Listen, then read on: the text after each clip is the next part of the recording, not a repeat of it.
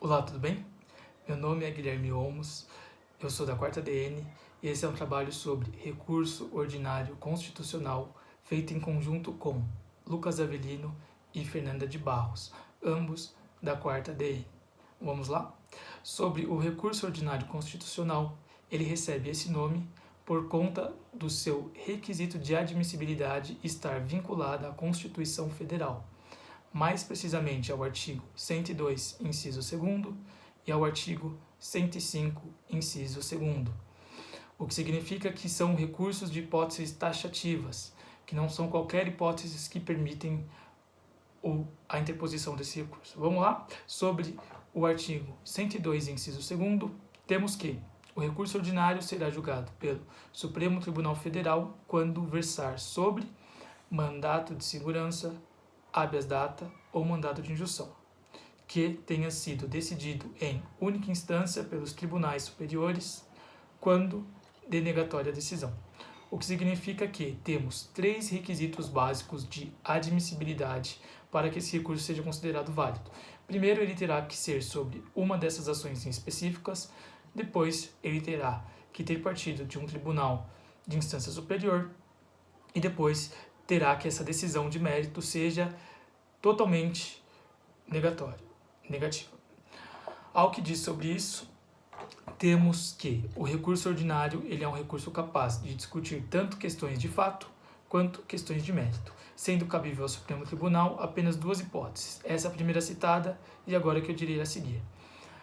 O recurso ordinário também poderá versar sobre crimes políticos, o que cabe dizer que, no caso de crime político, ele será julgado por Justiça Federal, ou seja, o recurso não partirá de uma instância superior, e sim partirá direto do juízo federal que tenha negado o provimento daquela ação, partindo desse juízo federal até o STF para o seu julgamento. Vamos lá, continuando.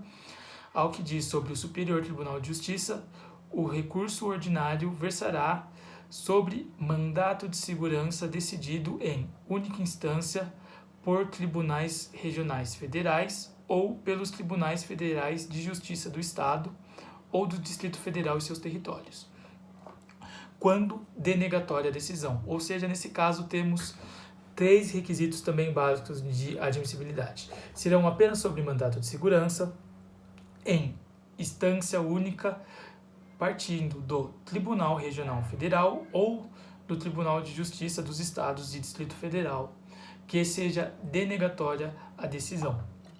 Isso significa dizer que esse recurso terá que passar por essas 3 requisitos de admissibilidade e ele partirá do juízo que negou a decisão de mérito e subirá até o juiz ad quem, que seria o Superior Tribunal de Justiça. Lembrando sempre que seriam matérias de direito infraconstitucional, como é a regra do Superior Tribunal de Justiça.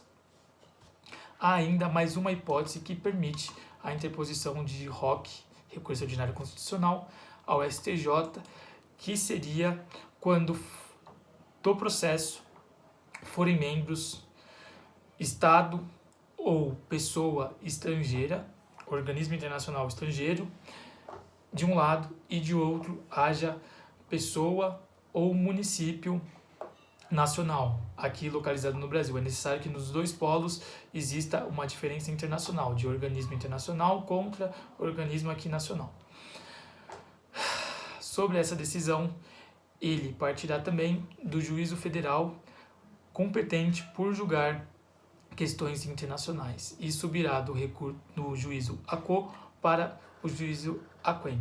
Lembrando que será o recurso ordinário destinado para decisões de mérito ou que tenham improvido o mérito para a rediscussão do fato ou do direito. Para as decisões interlocutórias será cabível agravo de instrumento. Dessa forma, o recurso ordinário será apenas para decisões definitivas. Desse jeito, somente as decisões coletivas dos tribunais desafiam o recurso ordinário. Sobre os seus requisitos de admissibilidade e procedimento, conforme o artigo 1028 do CPC, aplica-se as disposições relativas à apelação e o regimento interno do STJ ao que versar sobre a admissibilidade e procedimento do recurso. O seu prazo será de 15 dias e, ao receber o recurso, o presidente ou vice-presidente do Tribunal Superior intimará o recorrido para que, em 15 dias, apresente suas contrarrazões, conforme determina o parágrafo 2º do artigo 1028 do CPC. Desse modo, o contraditório será realizado no órgão ad quem. Dessa forma, o recurso será interposto no órgão AQUO e quando ele subir para o ad quem, é que será contrarrazoado, isso no seu prazo de 15 dias. Distribuído o recurso, poderá o relator não conhecer ou negar-lhe provimento em decisão monocrática, da qual caberá agravo interno para o colegiado, conforme determina o artigo 1021 do CPC, para os casos em que o relator decidir unicamente sozinho, monocrático. Ao que tange sobre o julgamento de mérito, o recurso ordinário assemelha-se à apelação, ou seja, o CPC, no artigo 1013, parágrafo 3º, explicita que o STF é quem decidirá o mérito do recurso, ainda quando a extinção do processo tenha ocorrido sem resolução do mérito, sempre que a ação estiver em condições de imediato julgamento, conforme também explicita o artigo 1027, parágrafo 2º do Código de Processo Civil. Vale ressaltar que o recurso ordinário constitucional não possui efeito suspensivo. Desse modo, é necessário que se peça o efeito suspensivo dentro do pedido do recurso.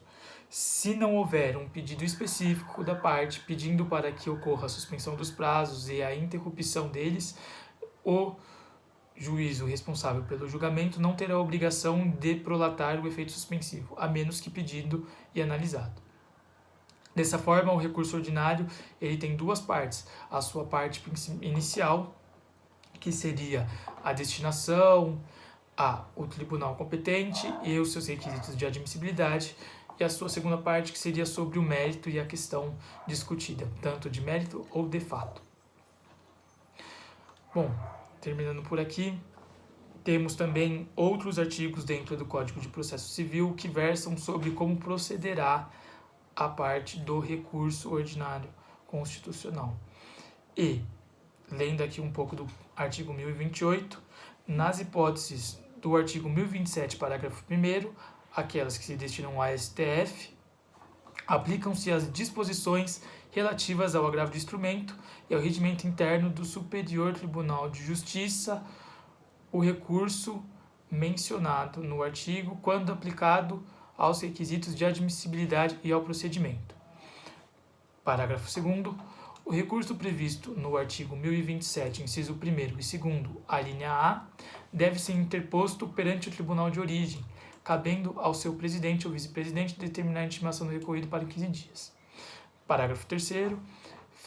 Findado o prazo referido no parágrafo 2º, os autos serão remetidos ao respectivo Tribunal de Justiça, independentemente de juízo de admissibilidade, o que significa dizer que, determinado o prazo, os autos serão entregues para o Superior Tribunal de Justiça, independentemente deles terem sido contrarrazoados ou não. Bom, meu nome é Guilherme, espero que tenham entendido, e por hoje eu agradeço a oportunidade.